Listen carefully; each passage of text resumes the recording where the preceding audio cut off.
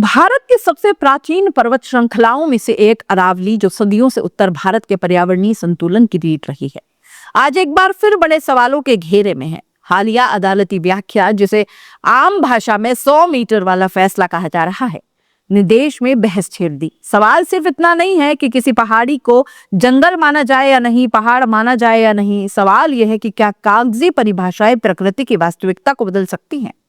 फैसले की व्याख्या के अनुसार 100 मीटर से कम ऊंचाई वाली पहाड़ियों को अपने आप वन के रूप में वर्गीकृत नहीं किया जाएगा।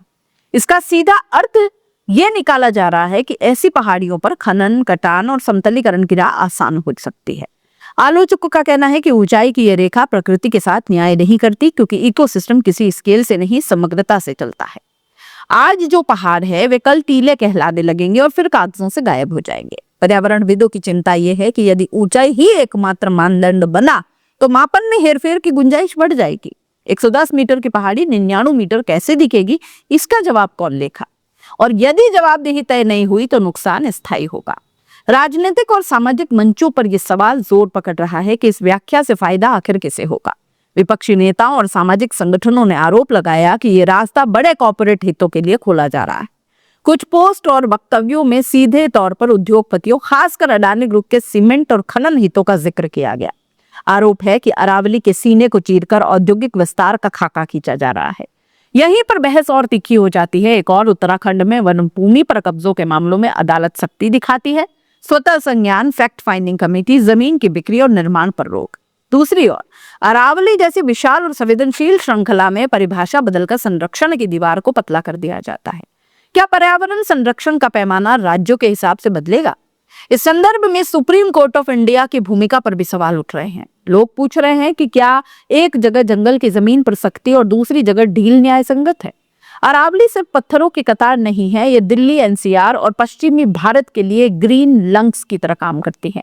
भूजल रिचार्ज, वर्षा पैटर्न और जैव विविधता को संभालती है। मरुस्थलीकरण को रोकने में प्राकृतिक दीवार है। यदि श्रृंखला का बड़ा हिस्सा कमजोर किया गया तो इसका असर हवा, पानी, मौसम तीनों पर पड़ेगा। दिल्ली की दम घोटू हवा, हरियाणा, राजस्थान में घटता भूजल और अनियमित बारिश, ये सब पहले से चेतावनी दे रहे हैं। इंफ्रास्ट्रक्चर और विकास के नाम पर देश भर में लाखों पेड़ कट गए।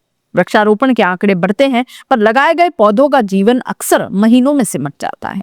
दूसरी तरफ सदियों में बने जंगल और पहाड़ कुछ आदेशों में धराशायी कर दिए जाते हैं। सवाल यह नहीं है कि विकास चाहिए या नहीं, सवाल यह है कि आखिर किस कीमत पर। उत्तराखंड और हिमाचल के हालिया आपदाएं याद दिलाती हैं कि अंधाधुंध कटान का परिणाम क्या होता है। भूस्खलन, दरारें, बाढ़, तबाही। क्या हमने कोई सबक सीखा, या फिर वही गलती अरावली में हम दोहराने की तैयारी कर रहे हैं? सोशल मीडिया से सड़कों तक विरोध के स्वर तेज हो चले हैं। ट्राइबल समूहों, पर्यावरण संगठनों और नागरिक मंचों ने चेताया है कि यदि अरावली को परिभाषाओं के सहारे कमजोर किया गया तो व्यापक जन आंदोलन खड़ा होगा। यह सिर्फ पर्यावरण की लड़ाई नहीं, बल्कि आने वाली पीढ़ियों के हक की लड़ाई बताई जा रही है। क्या 100 मीटर की एक रेखा प्रकृति की आत्मा तय कर सकती है? क्या पहाड़ का दर्जा उसकी ऊंचाई से कम होकर उसके अस्तित्व, जैव विविधता और सामाजिक उपयोग से तय नहीं होना चाहिए? और सबसे अहम, क्या हम सांस लेने की हवा के बदले मुनाफे का सौदा करने को तैयार हैं? ये फैसला सिर्फ कानूनी व्याख्या नहीं है, ये हमारे विकास मॉडल का आईना है। अरावली बचेगी तो पर्यावरण बचेगा, और पर्यावरण बचेगा तो हम बचेंगे। सवाल यह है कि हम किसे चुनते हैं, कागजी परिभाषा या जमीनी हकीकत?